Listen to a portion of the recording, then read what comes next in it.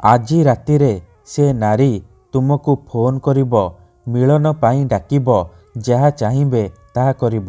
କେବଳ ରାତିରେ ତାକୁ ମନେ ମନେ ଭାବିକି ପରିସ୍ରା କରିଦିଅନ୍ତୁ।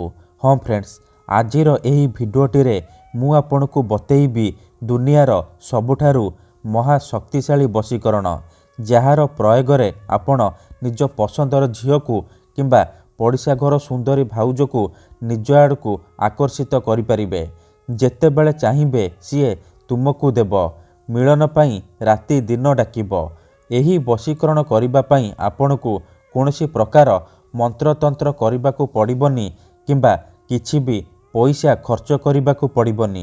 କେବଳ ରାତିରେ ତାକୁ ମନେ ମନେ ଭାବିକି ପରିସ୍ରା କରିବାର ଅଛି। ଗ୍ୟାରେଣ୍ଟି ଦେଉଛି, ଯେମିତି ଆପଣ ଏପଟେ ଏହି ବଶୀକରଣ କରିବେ, ସେ ଝିଅ ହେଉ ବା ବିବାହିତା ଭାଉଜ ବିଚଳିତ ହୋଇ ଉଠିବ। ଯେପର୍ଯ୍ୟନ୍ତ ଆପଣଙ୍କ ପାଖକୁ ଆସିନି, ଆପଣଙ୍କ ସହିତ ସମ୍ପର୍କ ରଖିନି, ସିଏ ଗୋଟେ ମୁହୂର୍ତ୍ତ ବି ରହିପାରିବନି। ନମସ୍କାର ଫ୍ରେଣ୍ଡସ୍, ଓଡ଼ିଆ ଫଣ୍ଡା ଚ୍ୟାନେଲକୁ ଆପଣମାନଙ୍କୁ ସ୍ୱାଗତ। ଯଦି ଆପଣ ନିଜ ପସନ୍ଦର ଝିଅକୁ ପଟେଇବାକୁ ଚାହୁଁଛନ୍ତି, ପଡ଼ିଶା ଘର ଭାଉଜକୁ ପଟେଇବାକୁ ଚାହୁଁଛନ୍ତି, ତାଠାରୁ ନିଜର ମନ ମୁତାବକ କାମ ହାସଲ କରିବାକୁ ଚାହୁଁଛନ୍ତି, କିନ୍ତୁ ଯେତେ ଚେଷ୍ଟା କଲେ ମଧ୍ୟ ଆପଣ ତାକୁ ପଟେଇ ପାରୁନାହାନ୍ତି, ତାକୁ ନିଜର ମନ କଥା କହିବାକୁ ଡରୁଛନ୍ତି, ଆଉ ଆପଣ ଚାହୁଁଛନ୍ତି କି ସିଏ ନିଜେ ଆସି ଆପଣଙ୍କୁ ଭଲ ପାଉଛି ବୋଲି କହୁ, ଆପଣଙ୍କର ସବୁ ଇଚ୍ଛା ପୂରଣ କରୁ, ତେବେ ଆଜିର ଏହି ଭିଡ଼ିଓଟି ଆପଣଙ୍କର ଇଚ୍ଛାକୁ ପୂରଣ କରିବ। କାରଣ ଆଜିର ଏହି ଭିଡ଼ିଓଟିରେ ମୁଁ ଆପଣଙ୍କ ପାଇଁ ଆମର ତନ୍ତ୍ରଶାସ୍ତ୍ରରୁ ଏମିତି ଏକ ପ୍ରଚଣ୍ଡ ମହାଶକ୍ତିଶାଳୀ ବଶୀକରଣ ନେଇ ଆସିଛି, ଯାହାକୁ ଆପଣ କରିଦେଲେ ସୁନ୍ଦରୀରୁ ସୁନ୍ଦରୀ ଝିଅକୁ ମୁହୂର୍ତ୍ତକ ଭିତରେ ପଟେଇ ପାରିବେ। ପଡ଼ିଶା ଘର ସୁନ୍ଦରୀ ଭାଉଜଠାରୁ ନିଜର ମନ ମୁତାବକ କାମ ହାସଲ କରିପାରିବେ। ଯେଉଁ ଝିଅ ଆପଣଙ୍କୁ ଭାव ଦେଉନଥିଲା, ସିଏ ପାଗଳି ପରି ଆପଣଙ୍କୁ ଭଲ ପାଇବାକୁ ଲାଗିବ। ପଡ଼ିଶା ଘର ସୁନ୍ଦରୀ ଭାଉଜ ହାତ ଧରି ରୁମ୍କୁ ଡାକିବ, ଯାହା ଚାହିଁବେ ତାହା କରିବ। କେବଳ ଆପଣଙ୍କୁ ଆଜି ରାତିରେ ତାକୁ ମନେ ମନେ ଭାବିକି ପରିସ୍ରା କରିବାର ଅଛି। ତାପରେ ଦେଖିବେ ଚମତ୍କାର। ହଁ ଫ୍ରେଣ୍ଡସ୍, ଠିକ୍ ଶୁଣିଲେ, ଏହି ବଶୀକରଣ ଏତେ ଶକ୍ତିଶାଳୀ କି ଏହାର ପ୍ରୟୋଗ କେବେ ବି ଖାଲି ଯାଏନି। ମାତ୍ର ଥରେ ଯେଉଁ ଝିଅ ବା ବିବାହିତା ମହିଳା ଉପରେ ଆପଣ ଏହି ବଶୀକରଣକୁ ପ୍ରୟୋଗ କରିଦେବେ, ସିଏ ସାରା ଜୀବନ ପାଇଁ ଆପଣଙ୍କର ଗୁଲାମୀ କରିବ, ଆପଣଙ୍କର ଇସାରାରେ ନାଚିବ। ଆପଣ ତାକୁ ଯାହା କହିବେ, ଯେମିତି କହିବେ ସିଏ କରିବ, କୌଣସି ପ୍ରକାର ବାଧା ଦେବ ନାହିଁ। ଏହି ବଶୀକରଣକୁ ପ୍ରୟୋଗ କରି ହଜାର ହଜାର ଲୋକମାନେ ଲାଭବାନ ହୋଇଛନ୍ତି। ବର୍ଷ ବର୍ଷ ଧରି ଭାଙ୍ଗି ଯାଇଥିବା ପୁରୁଣା ପ୍ରେମକୁ ଫେରାଇ ଆଣିପାରିଛନ୍ତି। ଶାଶୁ, ନଣନ୍ଦ, ଦିଅର, ଭାଉଜ କାହାକୁ ବି ନିଜ ବଶରେ କରି ତାଠାରୁ ନିଜର ମନ ଚାହୁଁଥିବା କାମ ହାସଲ କରିପାରିଛନ୍ତି।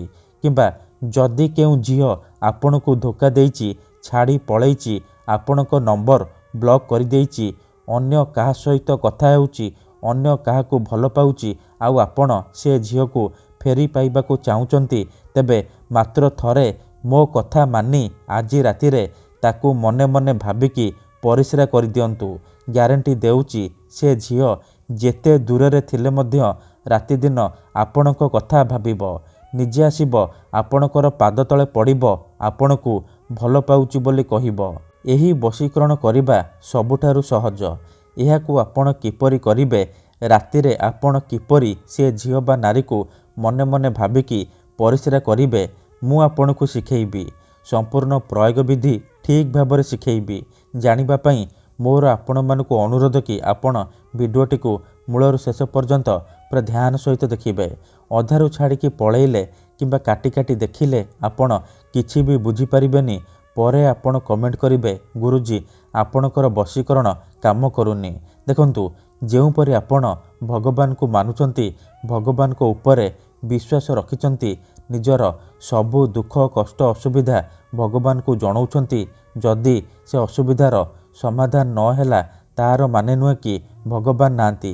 ସେହିପରି ତନ୍ତ୍ର ମନ୍ତ୍ର ହୁଏ, ବଶୀକରଣ କାମ କରେ, କିନ୍ତୁ ଏହାକୁ ଆପଣଙ୍କୁ ସିଦ୍ଧ କରିବାକୁ ପଡ଼ିବ। ପ୍ରୟୋଗ ବିଧିକୁ ଠିକ୍ ଭାବରେ କରିବାକୁ ପଡ଼ିବ। ମୁଁ ଆପଣଙ୍କୁ ଯେମିତି ଶିଖେଇବି, ଆପଣଙ୍କୁ ଠିକ୍ ସେହିପରି କରିବାକୁ ପଡ଼ିବ।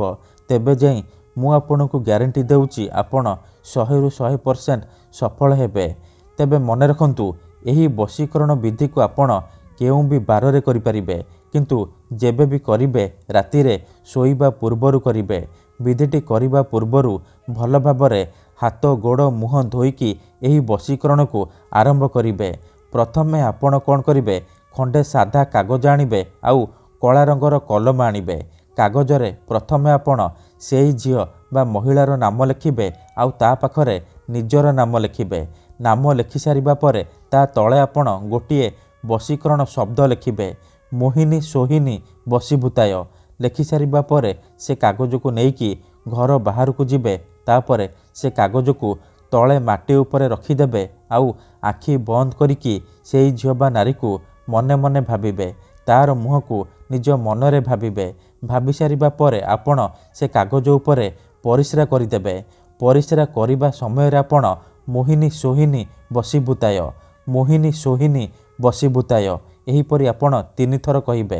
3 ଥର କହିସାରିବା ପରେ ଆପଣ 5 ଥର ସେଇ ଝିଅର ନାମ କହିବେ ଆଉ 5 ଥର ନିଜର ନାମ କହିବେ। ଏତିକି କରିସାରିବା ପରେ ଆପଣ ଚୁପଚାପ ଘରକୁ ଫେରି ଆସିବେ।